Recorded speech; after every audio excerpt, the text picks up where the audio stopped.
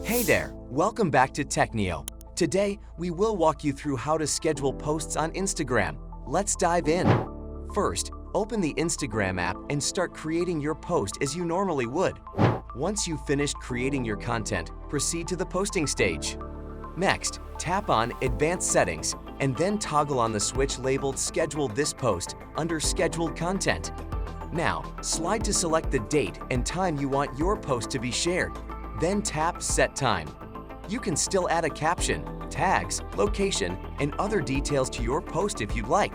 Once you're ready, tap in the top right corner. To view your scheduled posts, go to your profile page, tap the menu icon, and select Scheduled Content. If you need to make changes to a scheduled post or no longer wish to share it, tap on the post to open it. Tap the three dots in the top right corner. From there, you can delete, reschedule, or share the post immediately. To edit the caption or tags of a scheduled post, again, tap the three dots in the top right corner and select Edit Post. Make your changes, then tap Done to save. And that's it. You've successfully scheduled a post on Instagram. If you found this video helpful, please give it a thumbs up and consider subscribing to our channel for more tech tutorials like this. Thanks for watching.